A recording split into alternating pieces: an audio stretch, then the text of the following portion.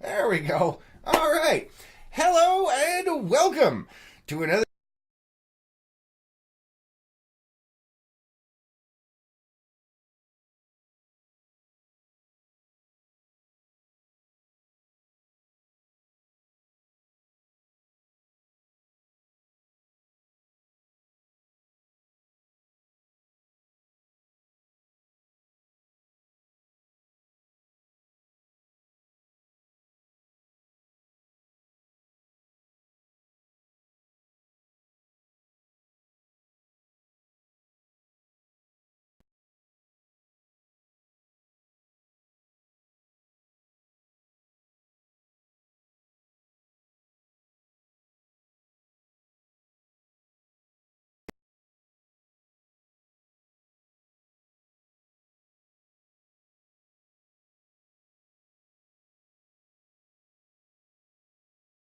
We will not be doing the news tonight. Oh, maybe. Can anyone hear me? Can anyone hear me? Everything is completely locked up. All right, we're going to try this again. Hold on 1 second, guys. Mario says, thank you. Wife is going out and no sound. All right, thank you, Mario. Having all kinds of problems over here. Not sure what's happening. Looks like, man, this is some serious fun going on over here. So we're going to try this again. Give me just a second. All right, let's try that again. Hello and welcome to another edition of the Nightly News. I'm Chris Lee here with LPNN, bringing you all the news that is news and none of the news that isn't most of the time. Tonight's episode is brought to you in part by our amazing sponsors. We have H&R Block right here in Page, Arizona, the Page Public Library, and Big John's Texas Barbecue. Big shout out to them for helping us get you guys the news in real time. All right, did that come across? Can anyone hear me? Let me check over here. Darby says, I hear you. I had to reload the feed, but it's jumpy. Yes, Darby. Unfortunately, the internet has completely lost its mind. Hopefully, the sound is coming through. You said you can hear me, so we're going to go with that. Michael says, good evening, Chris. Good evening, Michael. Thanks for being here, and thanks for liking, commenting, and sharing. And Mario says, happy Wednesday. Happy Wednesday, Mario. Good to see you here. It's been a while. All right. Hopefully, the sound at least is coming through. We're going to go ahead and jump right on in here. If I don't catch your comments, it's not because I meant to. Mario says, hear you now. Awesome. Great to hear that, Mario. Thank you very much.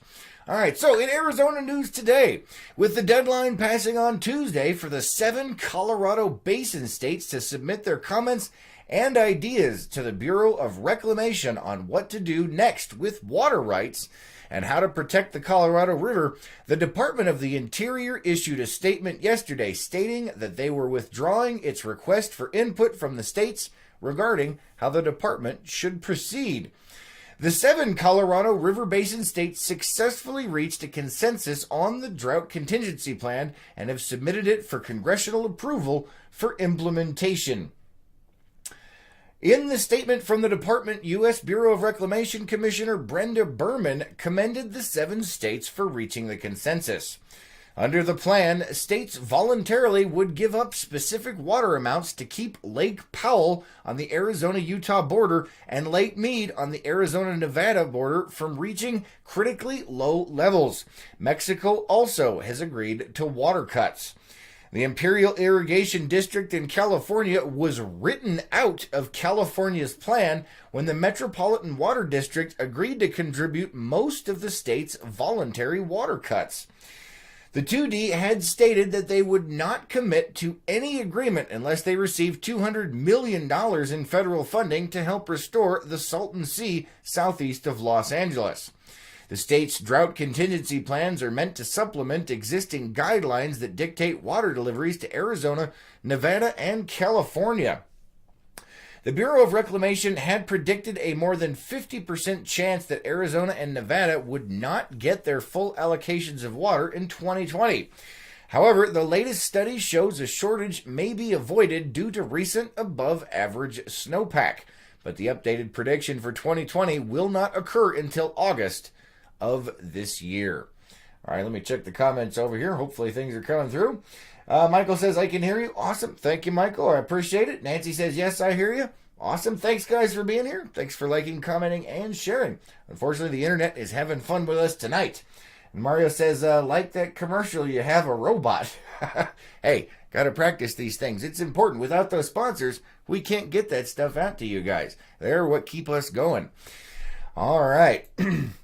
Moving on to some other state news here for Northern Arizona University. Last month, Northern Arizona University received a green light rating from the Foundation for Individual Rights and Education, or FIRE, for politics that protect free expression on campus following a policy overhaul that began in late 2017. This rating is only held by 45 other universities throughout the U.S., and NAU's receipt makes Arizona the first state where all FIRE-rated universities have earned green lights from FIRE. That would be NAU, U of A, and ASU. FIRE is a nonpartisan, nonprofit organization that is dedicated to defending and sustaining the individual rights of students, staff, and faculty members at U.S. universities and colleges. They are a check to ensure constitutional rights are not violated by school policies. Arizona's green light schools are setting a standard for free expression that colleges across the country should aspire to follow, said FIRE's Laura Belts, Policy Reform Senior Program Officer. In a statement regarding the rating, NAU President Rita Chang stated, "Our university is a place of free thought, free speech, and freedom of expression. We uphold these values through our policies and our practices. I am thankful for FIRE's review of our policies and their collaboration to ensure we continue to foster freedom of speech," Chang added. To help preserve free expression, NAU recently implemented a Speech Expression Action Knowledge, or SPEAK, team that is made of staff and faculty who respond to concerns regarding free expression. According to FIRE, on 10% of top institutions throughout the U.S. receive a green light rating, while almost 30% earn a red light for policies that clearly restrict freedom of speech and expression. According to FIRE, a green light rating does not indicate that a school actively supports free expression. It simply means that FIRE is not currently aware of any serious threats to students' free speech rights in the policies on that campus. All right, let's see what we have going on over here. Let's see. Lois says, "Sorry, should have been policies, not politics." Thanks, Lois. And John says, "Good evening, LPNN. What's the latest news in the local area?" We're covering that right now. Thanks for being here. We appreciate it. All right, moving on to some other news. In Arches National Park, federal officials are shelving a proposed reservation system for Arches National Park to address traffic issues after an economic impact analysis was publicly released showing that Moab businesses that thrive on tourism could lose an estimated $22 million in the first year of the program. The analysis also predicted that by requiring reservations to the park, visitation could drop between 5 and 10% and then slowly increase as visitors adjusted to the new system. After mounting concerns and criticisms and the results from the analysis, officials have decided to postpone until sometime this summer an open house meeting in Moab, which was scheduled for early April, where they had planned on rolling out the reservation plan. All right, moving on to some other news. Mine contamination. Over the weekend, a treatment plant in Colorado malfunctioned, sending toxic mine wastewater into a creek that is going to reach the San Juan River in New Mexico. The plant was handling the aftermath of metals-laden sludge from the 2015 breach of the Gold King mine in Colorado. Scientists from the Utah Department of Environmental Quality and the U.S. Geological Survey are waiting on water samples collected from 4 Utah locations to see what the impact will be from the contamination event. These samples will be compared to samples taken in the next few days to determine the extent of the contamination. According to the United States EPA, the cause of this malfunction was due to an extreme snowstorm on Thursday, which knocked out power at the plant located in Gladstone, Colorado. After the outage, a backup generator started and powered a pump to divert the water from the Gold King mine into treatment ponds. The pump ran for 20 hours until it ran out of fuel. The diverted water then began to flow into Cement Creek and into the Animas River. Before power was restored on Saturday, the mine released an estimated 300 gallons per minute of acid mine waste into the creek. All right, let's go ahead and move on to some events that are coming up. The Page Chamber of Commerce has a link on their website for nominations for this year's Best of Page. So if you want to vote for your favorite business in Page, head on over to the Chamber's website and you can check that out. The Page High School skate competition is also coming up with the new skate park. It's happening on March 30th at 11 o'clock. If you guys are interested in sponsoring that or participating in it, you can contact the Page High School Student Council or Megan Moore. Also coming up, I'm not even going to try and do transitions, so we're just going to pull this up in here. The annual Page Easter egg hunt is scheduled for April 13th from 9 to 11 a.m. at the Page Sports Complex. They're expecting at least 1,500 people to be down there, and they need your help. They need between 60 and 65 volunteers down there to help coordinate the event, put out eggs, help with cleanup, and do all kinds of other things. If you're interested in helping out, please call 928-691-0208. Once again, that number is 928-691-0208. All right, let's go ahead and see what the weather has in store for us here in Page, Arizona. We have not gotten the rain we were thinking we would yesterday, but they are still predicting some coming up in just a little bit. Let's see if it's not looking good. Nope. All right, we won't be able to transition to the weather, but we will. Well, maybe. Let's see. Nope. All right. So we'll just go ahead and talk about it.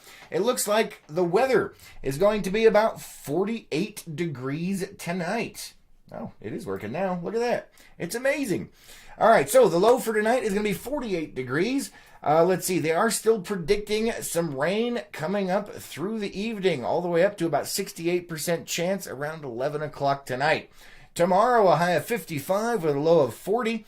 Earlier in the morning, about 50% chance of rain, lowering off to about 24-25% later in the day, and peaking around 7 p.m. So we'll have to keep an eye out. It is Page, Arizona. You never know what you're going to get when it comes to their rain predictions. We're either going to get nothing, or we're all going to be washed away. All right, let's go ahead and jump on to the local calendar of events. And don't forget, if you guys want to know anything that's going on around Page, well, we have it on our website at lakepowellnews.com. Don't forget to check there for all kinds of interesting stories and that local calendar of events. Plus, you can buy LPNN swag and help support the cause. All right, let's see what we have coming up here. Today is the 20th, the first day of spring, guys. Happy spring to you. Don't forget that full worm moon is coming out tonight. It is also the supermoon. Tonight at 6:15, in just a couple of minutes, over at the community center is Zumba. Tomorrow at 9 a.m. we have Pilates over at the community center. At noon at the library we have adult job skills classes. At 1 p.m. at the library is Children's STEAM Youth Art Month Craft Q-tip painting. All right, that looks like a lot of fun. And at 1 p.m. we have the Coloring Club at the Community Center. And at 6 p.m. we have the Quilt Club over at the Community Center.